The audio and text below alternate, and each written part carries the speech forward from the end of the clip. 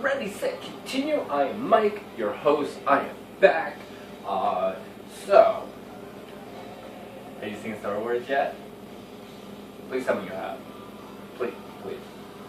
What, you didn't? Okay, I got spoilers, so turn off. Turn it off now. Now. Do it now. Please do it now, because I don't want to ruin anything. Okay, good. Alright, so, you've all seen Star Wars. Okay? You've seen Force Awakens? Alright, let's talk. Let's get into this shit. I grew up on Star Wars. I am a Star Wars kid. I will forever be a lover of Star Wars. Even though I hate episode 1, 2, and 3. Like, 4, 5, and 6 were phenomenal as a kid. It was so magical, it was so great. The stories were great, the lightsabers were amazing, Luke was great, Vader was great, Han Solo, like, Chewie, you just keep go on and on about those characters and the story and just everything. It's just, everything was so great. I just can't say it enough, it was just great. And then there was freaking around Jar Jar, oh god, it ruined my childhood. Anyway, as I have a Star Wars meltdown. Even when I heard that there was a new one coming around, and it was like, oh wow, I don't know how I feel about this. Then they were like, oh, it's going to be J.J. Abrams doing it. Now I'm also a Star Trek fan. I am a Trekkie. I love Star Trek. I believe Star Trek is absolutely amazing. Go back and watch one of my videos I did, Star Wars versus Star Trek, and I think that Star Trek comes out ahead in a lot of ways. But this was a game changer for me. And when I heard that it was JJ, and I'd already seen the I'm just going to say newest installment to Star Trek, because not really a reboot, because they acknowledged the original, even though it is the original cast, but recast it, except Spock, anyway, I'm not going to get too into that, but, I was like, oh man, JJ really changed things, really changed things with doing Star Trek. Like, he really brought this fresh new light to it, but it was still every bit what Star Trek is supposed to be. Like, he didn't just reinvent it. He didn't even reinvent it. He just gave it the care and love that it needed. And I like that. I really like that. I like JJ's movies. Super 8 was amazing. I thought it was like, you could, if you take away the grade of film, you would actually believe that it was an 80s movie. It was so good. I love that. I love the idea of him and Spielberg together. I think he learned a lot from Spielberg, and I know that Spielberg's a huge icon to him, which is great. And I just love JJ as a person. I think that he's very down to earth. He's not a director that is too egotistical. I think he's got very sound ideas. He really knows how to talk to his cast, really direct them. He also knows how to listen to other people, which is very key. And so when I heard that, it was like, oh yeah, he's going to do this. Then I saw that trailer. I'm like, it was over. I knew it. I knew from that first time, not even the first trailer, he did like this video where it was like a contest of get to be a walk-on for Star Wars.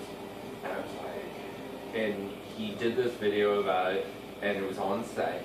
You got to see the set, you got to see some of the makeup and the creatures, and that was practical effects. That was key. It was practical effects, not that really terrible CG from episode 1, 2, and 3.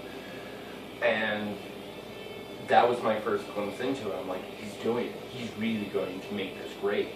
And then the trailer came out. I was like, oh my god, this is absolutely incredible. And then the next trailer came out, and it was just like, oh my god, that Ren's fucking fucking lightsaber, dude, that I had a 10-foot boner that day, I won't lie. With a big greasy bacon cheeseburger sitting on the end of it. Big Cliff Denham's Leary. Anyway, reference that. Anyway, so I actually got to see the movie, and just to kind of set this up, I went with a girlfriend of mine and her son. Her son is little and everything, and he's 5, and you know, he wanted to see it, and I wanted to see it, and she wanted to see it. So we went, got to see it, man, and it was already out, I think like 2-3 weeks, and we went, and I'm going to be honest, the second that screen went black, the music queued up, Star Wars, the logo was up, I mean, like, even right now, it's like, it's emotional to me. It was amazing. I had a tear running down my face. I'm like, it's here. Oh my God, the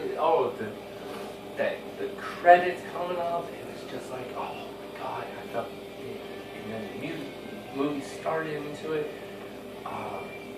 It brought me back to my childhood. I just gotta say, like, JJ, if you see this video, man, thank you. You brought my childhood back. I felt so amazing. It was so, it's like I can't even quite describe how great it felt just to be there. And I may actually go again today to see it. If not, sometime this week, I'm probably going to see it. Because I have to. I really have to see it again. And, man, like, a lot of people are complaining that it's like, oh, a lot of the events are kind of like whatever. But that's what Star Wars is. It's the story through it is that a lot of the stuff kind of repeats. It's fate. Like, why, you know, there wouldn't be an episode 7, 8, 9 if everything was resolved in 4, 5, and 6. That something went wrong, and we're going to be finding what exactly went wrong within episode 4, 5, and 6 in the next episodes, which I'll get into. So I saw it, I was blown away, everything about it I loved. There wasn't a single thing. I think that every character was well done. I thought Carrie Fisher was amazing. I thought Han Solo was great. Chewie never changed. He was perfect. Oh, every time that they brought a new character in, it was like, oh, it was just, I love Rey. I thought Rey is absolutely great. She is the perfect pick. I don't know the actress's name. I'm sorry, off the top of my head. But perfect pick. Ren, I know a lot of people have issues with him, but I like Ren. I really like Ren. I just kind of wish that they didn't have him take the mask off as much. I kind of wish that they went the Vader route with him.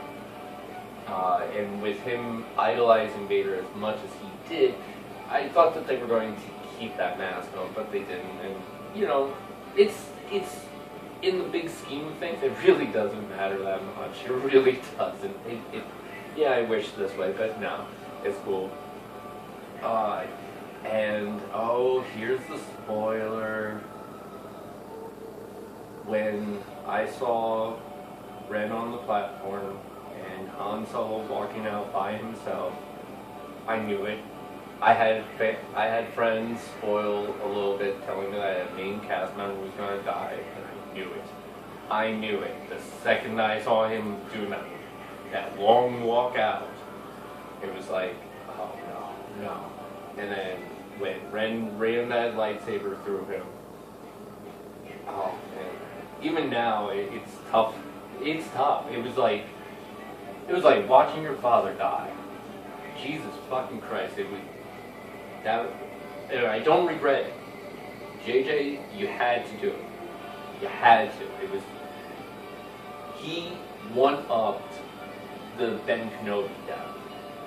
Because then we didn't know him long enough to be like, oh man, but Han, we had movies, we had 3 fucking movies of it. And it's like, and we just got him back. It's like, no.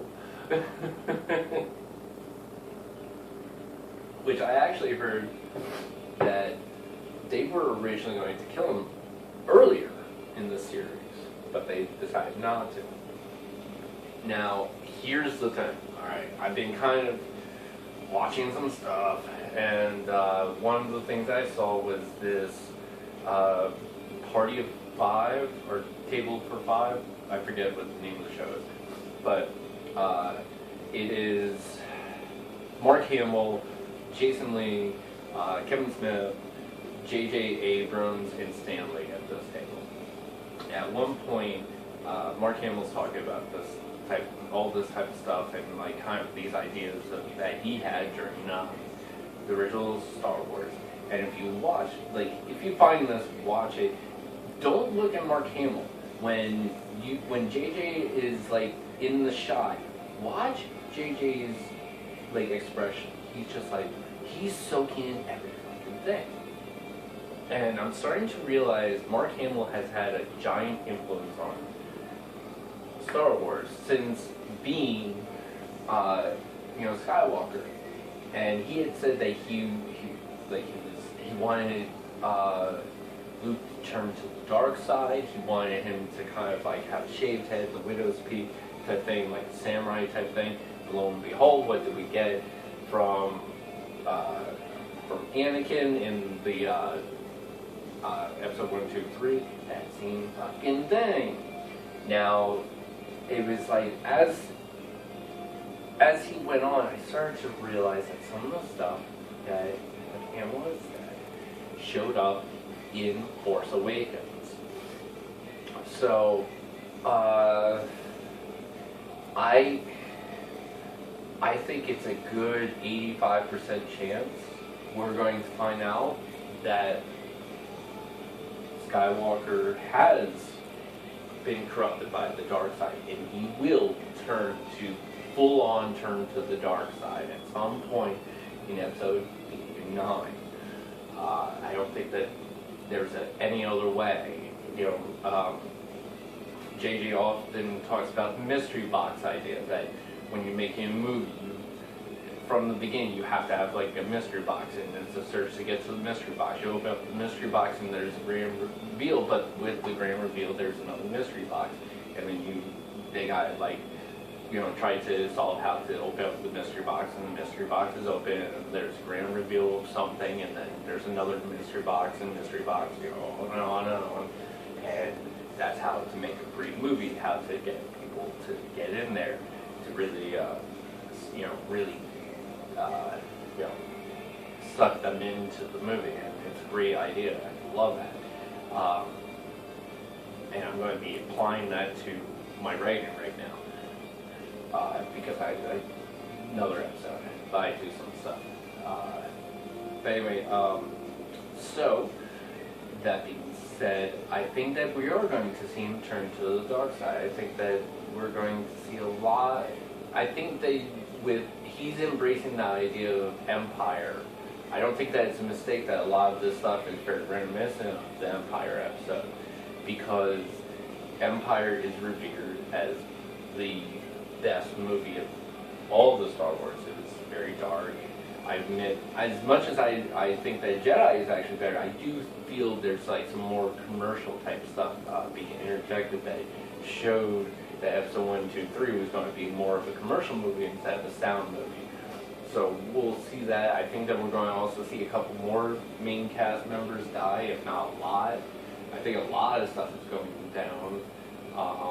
And it does make sense that he is going to the dark side. He's been corrupted. Yoda even said, once you turn down the path of the dark side, there's no going back.